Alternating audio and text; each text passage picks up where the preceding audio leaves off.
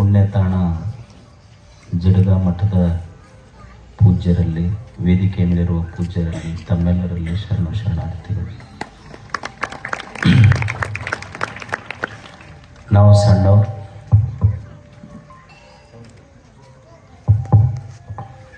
ನಾವೆಲ್ಲ ಸಣ್ಣವರಿದ್ದಾಗ ಈ ಭಾಗದೊಳಗೆ ಒಬ್ಬರು ಮುತ್ತೆಯವ್ರ ಹೆಸರು ಕೇಳ್ತಿದ್ವಿ, ಅದು ಜುಡ್ಗ ಮುತ್ತೆಯವರು. ಅವರನ್ನು ನಾವು ನೋಡಿರಲಿಲ್ಲ, ನಾವು ಸಣ್ಣವರಿದ್ದಾಗೆಲ್ಲ ಜಡ್ಗ ಮುತ್ತೆಯವ್ರದ್ದು ಅಷ್ಟು ಪ್ರಭಾವ.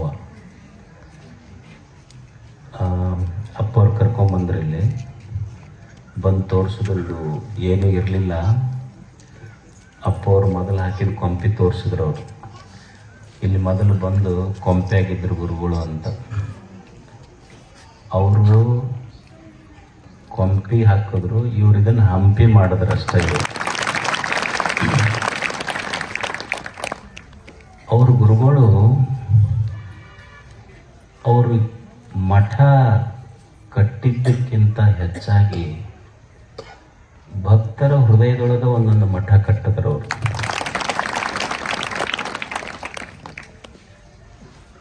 ಎಷ್ಟು ಜನ ಅವರಿಗೆ ಭಕ್ತರು, ಭಕ್ತಾನುರಾಗಿಗಳು, ಎಷ್ಟು ಜನ ನೆನೆಸ್ತಾರ ಅವ್ರಿಗೆ. ನೀವು ಕರ್ನಾಟಕದ ಯಾವ ದಿಕ್ಕಿಗರ ಹೋರಿ, ಅವರು ಭಕ್ತರು, ಅವ್ರ ಮನ್ಯಾಗ ಅವರದೊಂದು ದೊಡ್ಡ ಫೋಟೋ. ಎಷ್ಟು ಜನ ರಾಜ ಮಹಾರಾಜರು ಈ ಮಣ್ಣಿನಲ್ಲಿ ಆಗಿ ಹೋಗ್ಯಾರ.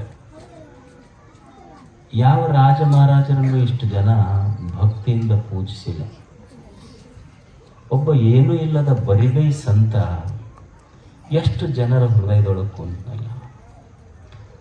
ಒಬ್ಬ ಮಹಾರಾಜನೂ ಆಗಿ ಹೋಗಿದ್ದಾನ, ಮಹಾತ್ಮನೂ ಆಗಿ ಹೋಗಿದ್ದಾನ. ವ್ಯತ್ಯಾಸ ಇಷ್ಟೇ, ಮಹಾರಾಜ ಅವ ಮಣ್ಣನ್ನಾಳಿದ ಮಣ್ಣಿನ ಸಾಮ್ರಾಟ, ಮಹಾತ್ಮರು ಮನಸ್ಸಿನ ಸಾಮ್ರಾಟ. ಅವರು ಮಣ್ಣು ಆಳಿ ಮಣ್ಣಾಗ ಹೋದರು, ಇವರು ಮಣ್ಣಿಗೆ ಬಂದರೂ ಸಹಿತ ಜನರ ಮನಸ್ಸಿನೊಳಗೆ ಉಳಿದರು. ಅವರು ಒಂದು ಸಿಂಹಾಸನ, ಅವ್ರದ್ದು ಒಂದು ಸಾಮ್ರಾಜ್ಯ, ಇವ್ರದ್ದು ಒಂದು ಸಾಮ್ರಾಜ್ಯ. ಮಹಾರಾಜನದು ಒಂದು ಸಾಮ್ರಾಜ್ಯ, ಮಹಾತ್ಮನದು ಒಂದು ಸಾಮ್ರಾಜ್ಯ. ಅವ್ರದ್ದು ಒಂದು ಸಿಂಹಾಸನ, ಇವ್ರದ್ದು ಒಂದು ಸಿಂಹಾಸನ. ಅವರು ಸಿಂಹಾಸನಕ್ಕೆ ದಿವಸ ಜಗಳಕ್ಕಾವ. ಆದ್ರೆ ದೊಡ್ಡ ಮಹಾತ್ಮರು ಕುಳಿತ ಸಿಂಹಾಸನ ಐತೆಲ್ಲ, ಅದು ಜನರ ಹೃದಯ ಸಿಂಹಾಸನದೊಳಗೆ ಕುಂತು. ಮತ್ತು ಅವರ ಸಿಂಹಾಸನ ಕಸುಗಳವ್ರು ಹುಟ್ಟುತ್ತಾರೆ. ಇವ್ರ ಸಿಂಹಾಸನ ಕಸುಗೊಳ್ಳಕ್ಕೆ ಯಾರಿಂದನೂ ಸಾಧ್ಯ ಇಲ್ಲ. ಜನರ ಹೃದಯದೊಳಗೆ ಇಟ್ಟುಕೊಂಡ ಮೇಲೆ ಯಾರು ಕಷ್ಟಕ್ಕೆ ಸಾಧ್ಯ? ಅವರು ಪುಣ್ಯ ಪುರುಷರು. ಒಬ್ಬ ಗುರು ಏನು ಮಾಡಬೇಕು ಅದನ್ನೆಲ್ಲ ಮಾಡಿ ಹೋದ್ರು. ಬುದ್ಧನ ಒಂದು ಭಿಕ್ಷುಗಳ ಸಮೂಹ ಇತ್ತು, ಶಿಷ್ಯರು. ಅವ್ರ ಶಿಷ್ಯರಲ್ಲಿ ಒಬ್ಬ ಎತ್ತಿ ಆನಂದ ಅಂತ, ಉಪಗುಪ್ತನ ಹೆಸರು. ಅವ ಸಾಮ್ರಾಟ್ ಇದ್ದ. ಬುದ್ಧನ ಪ್ರಭಾವಕ್ಕೊಳಪಟ್ಟು ಯುವಕ ಸನ್ಯಾಸಿಯಾದ. ಪ್ರತಿನಿತ್ಯ ಪ್ರತಿ ಮನೆಗೆ ಭಿಕ್ಷೆ ಬಿಡ್ಲಿಕ್ಕೆ ಹೋಗ್ತಿದ್ದ. ಒಂದು ಓಣಿಯೊಳಗೆ ಹೋಗುವಾಗ ಒಬ್ಬ ನರ್ತಕಿಯ ಮನೆ ಬಂತು. ನರ್ತಕಿಯ ಮನೆ ಮುಂದೆ ನಿಂತು ಭಿಕ್ಷಾಂದೇಹಿ ಅಂದ. ಆ ನರ್ತಕಿ ಉಪಗುಪ್ತನಿಗೆ ಹೇಳ್ತಾಳ, ನೀನು ಯುವಕದಿ, ಹೊರಗೆ ನಿಂತೇನು ಭಿಕ್ಷೆ ಕೇಳ್ತಿ, ಮನೆಯೊಳಗೆ ಬಾ.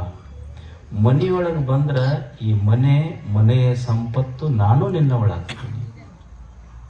ಹೊರಗೆ ನಿಂತೇನು ಭಿಕ್ಷಾ ಕೇಳ್ತಿ, ಮನೆಯೊಳಗೆ ಬಾ. ನರ್ತಕಿ ಹೇಳುವ ಮಾತಿದೆ.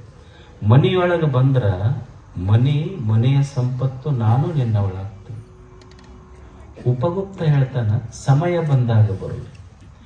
ನಾನು ಈಗ ಬಂದಿರುವುದು ಕೇವಲ ಅನ್ನದ ಭಿಕ್ಷೆಗಾಗಿ ಮಾತ್ರ. ಸಮಯ ಬಂದಾಗ ಬರುವೆ. ಮುಂದೆ ಕೆಲವು ವರ್ಷ ಆದಮೇಲೆ ಆ ನರ್ತಕಿಗೆ ರೋಗ ಬರ್ತದೆ. ರೋಗ ಬಂದು ಊರನ್ ಜನ ಎಲ್ಲ ಆಕಿ ಓಡಿಸ್ತಾರೆ ಹೊರಗೆ. ಊರು ಬಿಟ್ಟು ಓಡಿಸಿ ಕಲ್ಲು ತೊಗೊಂಡು ಬಡ್ಗಿ ತೊಗೊಂಡು ಹೊಡೆದು ಮುಪ್ಪಾಗಿ ನೆರಳ್ಕೋಂತ ಎಲ್ಲೋ ಒಂದು ದಾರಿಯ ದಂಡಿಗೆ ಬಿದ್ದಿರ್ತಾಳ. ಬ್ಯಾಸಗಿ ಬಿಸಿಲ ನೆರಳುವುದನ್ನು ಉಪಗುಪ್ತ ಕೇಳ್ತಾನ. ದಾರಿ ಹಿಡ್ಕೊಂಡು ಹೊಂಟಿದ್ದಾವ. ಉಪಗುಪ್ತ ಕೇಳಿ ಯಾರೋ ನೆರಳಕತ್ತಾರಂತ ಹೋಗಿ ತನ್ನ ತತ್ರಾಣಿಯಲ್ಲಿ ಒಂದು ಕಪ್ ನೀರ ಕೊಟ್ಟು ಒಂದು ತನ್ನ ಕೊಟ್ಟು ತಲೆ ಮೇಲೆ ಕೈ ಆಡಿಸ್ತಾನೆ. ಆಕೆಗೆ ಸ್ವಲ್ಪ ಪ್ರಜ್ಞೆ ಬಂದಂಗಾಗಿ ಹಿಂಗೆ ನೋಡ್ತಾಳೆ.